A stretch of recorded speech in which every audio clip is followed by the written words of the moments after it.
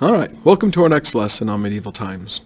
So in the last lesson, we talked about the transition and what was life like between like the Roman time period, the Greco-Roman time period, into the medieval time period, and how the medieval time period is in between antiquity and modern time. If you do not watch that lesson, you need to go back and watch that lesson, or hopefully you already have the understanding of it there. But it is paramount to understand that transition because it helps you understand why medieval times is the way it is, why the thought process is the way it is, and most importantly, why the world you live in today, especially American society, considers itself a rejection of medieval society. We do not want to go back to that time period as much as we love stories about that time period. We do not want to go back to it. Anyways, that being said, the lesson today is going to be focused more on, well, what life was like, and give you more of a taste of just like what we don't want to go back to, you could say. So that being said, there's a word that I think I brought up in the last lesson, and maybe I shouldn't have, because you could say it's like a vocab word for this unit, and that is feudalism, or feudal. Like on this slide, I say feudal society, life in medieval times. Well, feudal, well, moving on really quickly here. There's your definition of feudalism, a term that refers to the social and economic system of medieval times. How does feudalism work? It is actually quite simple in the way it basically works, but can get a bit convoluted when you really look at how it plays out. And actually I do a simulation in class to really help students understand this better. And for those of you taking this class online, well, I apologize. It's not possible to run that in an online scenario, at least as of yet. I don't see that in the future, by the way, but hey, if that ability came around, it would actually be awesome. But anyways, how feudalism works is simply you have someone who has control of territory, land. We usually call them a lord, or they're just called a lord in this case. But they need people to help them run the land and protect the land. So they will actually give portions of that land, which becomes called a fief, and gives it to someone in return for basically a pledge of loyalty.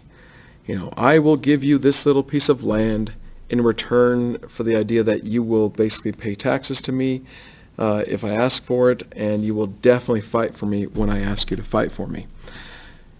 And that's basic feudalism, what's called the lord-vassal relationship.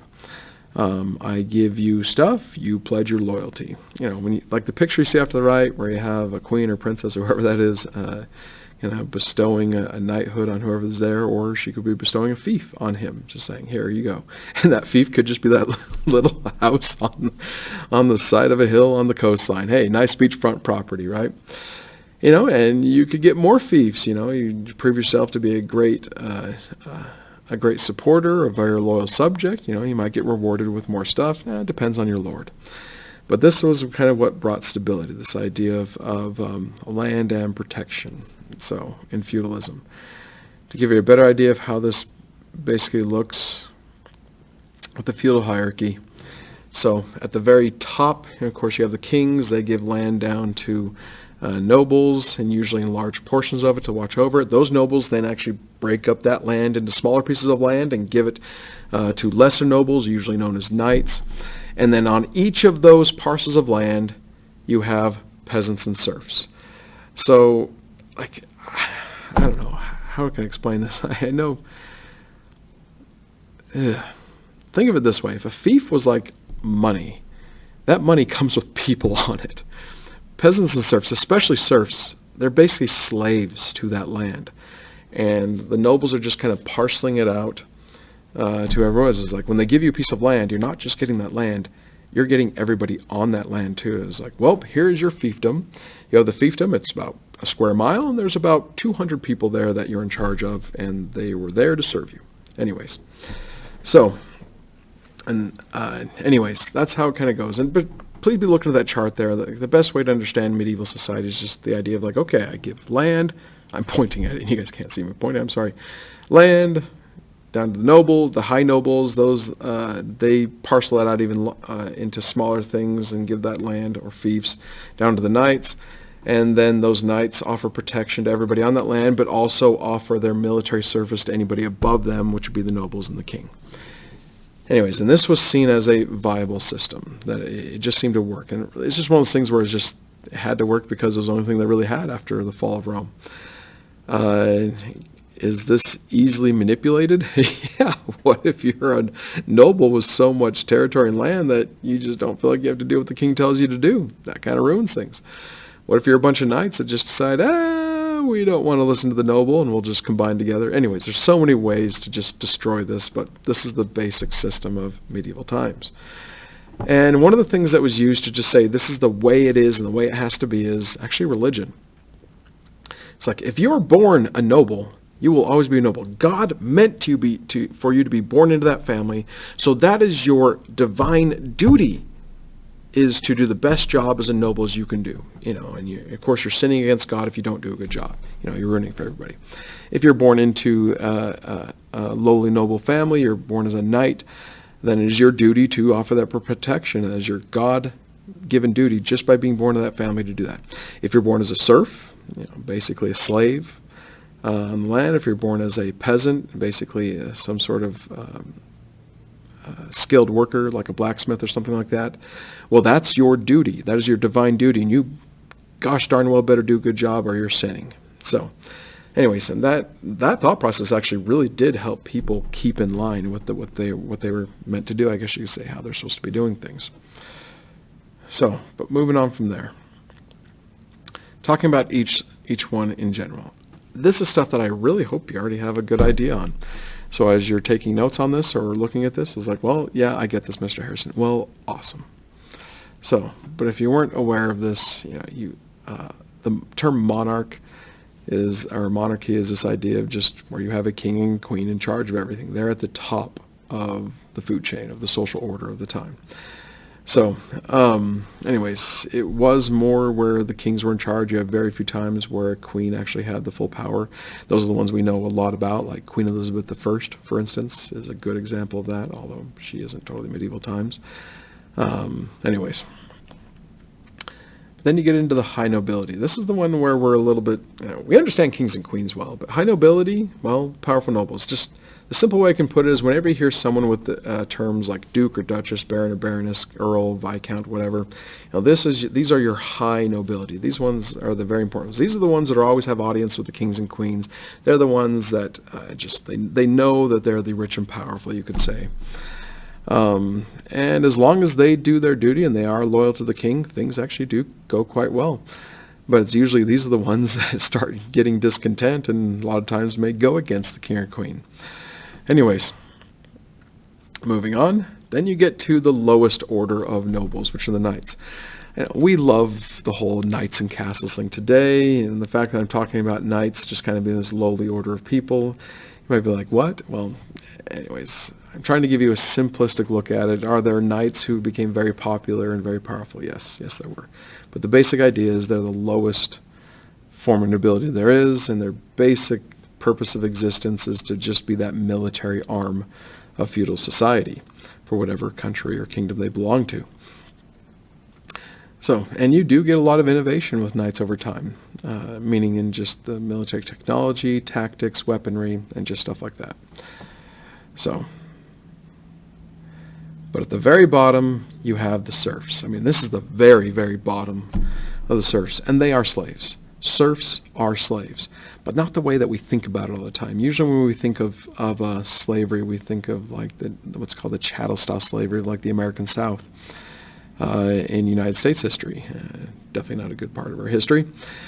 But that's where the idea of like where a person owns another human being. You've had that type of slavery throughout all of human history.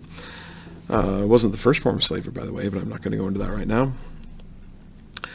Serfs is a different type of slavery where you're a slave to the land, meaning that you can have a lord, and if that lord decides to offer the land that you are on to someone else, then you belong to someone else at that point. You don't belong to a person, you belong to the land. You are not allowed to leave it. You're just not allowed to do it.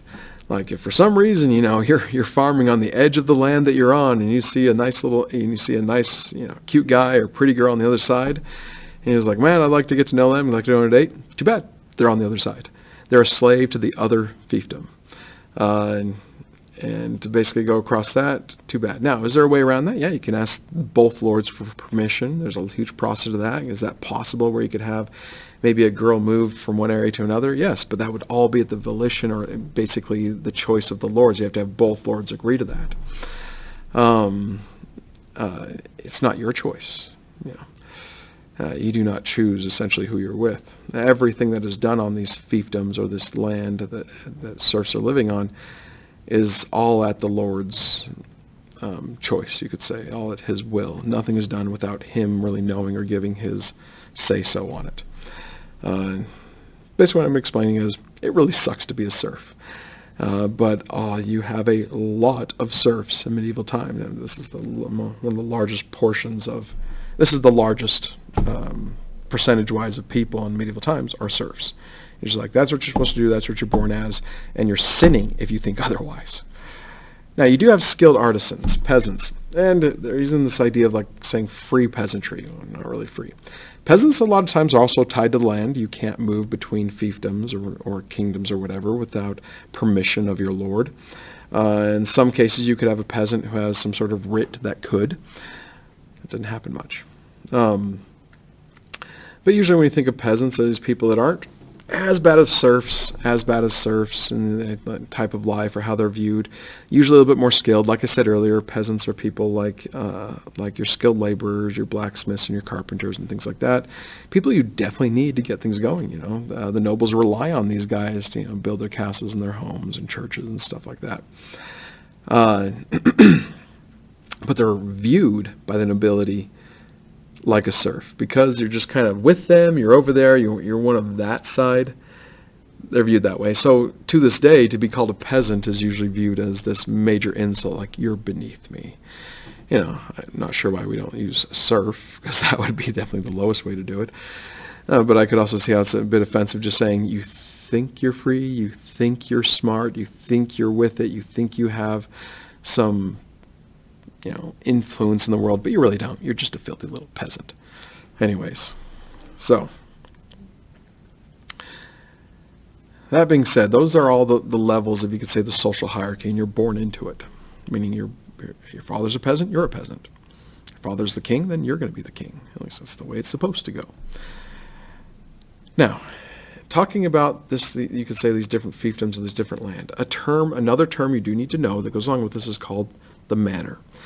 The reason why we say manor is, or the manor system is, everything you do surrounds in just the general area. You have the manor house where the lord lives, hence the term manor in general. You have the farms that are controlled by the lord of the manor. You definitely have a church where everybody can go to and hope for a better afterlife, because this life just sucks. Or their life, I should say, just sucks. And then sometimes, not all the time, but if your lord was able to build a castle, then you have a castle as well as a fortified place where, even as a serf and peasant, you're very happy to have that, because bandits suck. So, anyways, the pictures you see off to the right there are examples of manor houses. The one on the top is, both of these are actually nice manor houses. Manor houses usually they didn't have to be really, really nice. In fact, you could have kind of a lowly noble who just didn't have the greatest manor house in the world. In fact, the manor house I showed earlier, talking about the feudalism in the first place, that was actually kind of more of a poor man's noble house, or manor house, you could say. But the manor house is where the noble lives, where he sits in judgment, says that yes, you can marry this person, or you may not marry this person.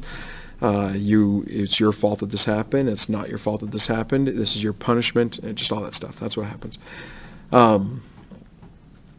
So you can almost say like this is like the government building of medieval life. This is where you go to for anything like that.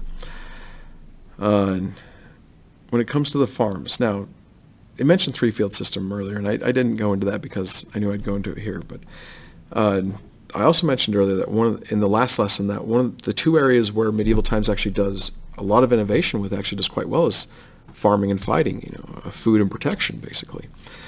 And one of the things that comes out in medieval times where they do much better with food protection than even the Romans did, and the Romans were fairly smart, is that they come up with a three-field system, meaning that they use 2/3 of their land for farming, whereas they didn't. They used 2/3 of their land for farming, and only left one fallow, meaning you always need to leave a bit of your land fallow to kind of re-nourish itself so you can use it again later.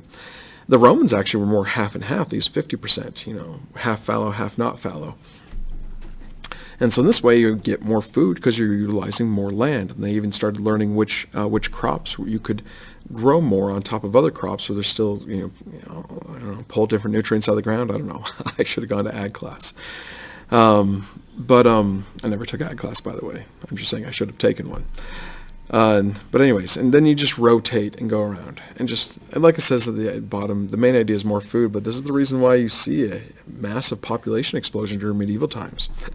Massive population explosion into a life that isn't so great, like, say, the good Roman times or the times that we have now. At least I'm talking about over the last 200 years, but anyways. And here's an example of just how you could go with, say, 3 different fields. You can pause it here if you'd like to and just look at this and notice how which crops are grown at what times and just how you cycle it out. But here's an example of how it would be. Now, talking about the church. The church is ultra important in medieval society. And we'll have a whole other lesson on this, but I'll just introduce this right now. This controls your life. When I say it controls your life, it's because there's only one set of beliefs in medieval times. Christianity was able to basically kind of push out all the rest to where you're Christian or you're a heretic. You're in line with what God wants or you're not. There is no religious tolerance, you could say, or official religious tolerance, I should say. This is just the way it is. And so since you have one belief system in place, well, let's put it this way. If your priest says that you're going to go to hell for something, then you believe it. And there's no such thing as an atheist at this time. There's nobody that basically thinks like, well, that's not really going to happen. They all believe that. And so since religion has such power of the hearts and mind of the people, whether you're a noble or a serf, that's power. Anyways, I'll be explaining that again most likely when I get into more of the influence of the church in medieval times. That'll be the next lesson, well, one of the next lessons. But churches were a big deal. And actually this is what seemed more fun. Like people would go here, yes, seeking just that having that hope for that better life in the afterlife. Yes, your life might suck, but you do the best job you can in this life to get a better life next time. Anyway, stuff I'm probably going to be explaining in the other lesson, but hopefully you're just getting the idea. A church was necessary. You always had a church. Now, the church could have been a fairly nice church like you see up top, or it could have been a bit of a crappy looking church like you see on the bottom. I know it looks like an outhouse, but that's actually a church. I'm sorry. But anyways, but this was, you just needed to have this. And a lot of times the priest or whoever was, the clergy of the church, they held more sway than the noble did many times. In fact, a lot of people go to them for judgment, even though you're supposed to go for the noble for judgment, but they go to the priest for judgment before you get to the noble, because with the priest, well, if he can smooth things out, then you won't have to get to the nobles the way things are going to be when you get. So, but anyways, there's the church for you, and having the church on the manor and how that just influences your life as just a peasant or a serf or even the noble. Now, last up we have castles. And if you get this down, there's your purpose for having a castle. A defensive building. It's not meant to be a permanent defense, but bandits, there's always bandits. There's always somebody that's just causing troubles. The next kingdom over, whatever. There's always something going on to where it's nice to know that whether you're the noble, peasants, or serfs, or clergy members, you have a place to go to for security, for protection. And of course it is the noble's duty to make sure that the castle is upkept, that it is well armed and stocked, food storage is in place, constant supply of water. Usually you build castles over like natural springs, or make sure you have well water in there that can't be, anyways, you can outlast a siege. And when you're dealing with bandits or just a local tiff between kingdoms, castles were very, very effective. Now when you get large armies coming through with siege weaponry, nope, castle is not going to help you. And then later on, towards the end of the medieval times, which is one of the reasons why medieval times actually does come to an end, the advent of gunpowder weapons, castles just kind of get blown away, literally. So, but that's the purpose of the castle. I'm not going to go into this lesson here. One of the things I like to do in class is actually explain the different the different parts of the castle, like the main areas of the castle usually have, like the keep and the bailey, and anyways, a chapel in there, the well. Not going to go into the right now because this lesson's already gone a little bit long, but I don't want to turn this into 2 lessons. But this last bit I'm going to show you now is a lot of pictures of things. What you're seeing here is a picture I actually took when I was in Spain. I can't remember the name of the town now. But it was one of my favorite places I visited because it was like a medieval manor, a very nice medieval manor, at least for medieval times speaking, kind of captured in time, that it's still that way today. You have your church. The castle is actually in the background, a little bit dilapidated. Anyways, you're seeing kind of a very upscale manor system here that's still in place that you can go see today. Here is an example of a medieval town. This is Toledo, Spain. That's, again, another place where it's just kind of like frozen in time a little bit from medieval times. Again, another one of my favorite places I've ever gone to and been to. Very defensible location, by the way. I'm not going to go into that right now because of time. But anyways, here is a very good castle to show because, well, in this case, it was a great place. It had constant water to it. It's built on a cliffside. You actually have a chasm right here that has a drawbridge that goes over it. That's why I'm showing that. Very defendable. Even in the gunpowder age, this actually was a very viable castle because it commands the countryside. They would have cannons on here that could easily reach the enemies before the enemy cannons could really bear on the castle itself. This is in Segovia, Spain, by the way. Later in medieval times, when trade does start becoming much bigger, prolific, when you start seeing cities appear again, well, they still add this kind of castle-like protection to the cities. And this is what you call the walled city of Oveola. Again, that picture on the bottom left is actually a picture of me doing something that's probably not so smart, hanging over the edge. I have my foot over the edge of that. That's probably a good 50-foot drop there. But anyways, I have some other pictures just showing you what this walled city of Oveola is like. Is because, man, once cities start up, cities are just like beacons of wealth. And so, of course, people want to rob it. Armies will come in and just try to steal what you got. So, hey, you got to protect all of it. Build the wall all the way around it. So now, all of a sudden, cities become like massive castles. I like showing this castle because it is the fairy tale castle. This is called Neuschwanstein in southern Germany. Both looking at it from the outside and the inside. Man, let's put it this way. This is not built during medieval times. Well, it's built in the 1800s by King Ludwig, who was bygone crazy. He loved the fairy tales, by the way, and he wanted to have a castle like the ones in the fairy tales, so he built it and bankrupted his nation over it, Bavaria. Anyways, and you kind of get the idea of that just by looking on the insides of this and just the opulence of it. But this is considered like the castle of all castles, just so you know. Anyways, stereotypically speaking, the castle of all castles. There's a lot of cool stuff, including this one. I think this is the last one I was going to show. This is Carcassonne in France. This is like the ultimate castle city, or city castle fortification, layers upon layers of defenses, if you're looking at it. And, this is something that definitely has piqued the imaginations of people into medieval fantasy books and movies and things like that. This is a place that I've not had the chance to go to, and I really want to. It looks pretty cool to walk across those walls. Anyways, I'm just giving you some examples and just kind of hopefully, if you're really looking for getting some of this more specific information and just looking at some specific things from medieval times, there you go. But I'm going to end lesson at this point. We've already gone a little good 8 minutes over than what I meant to, and I will see you in the next lesson.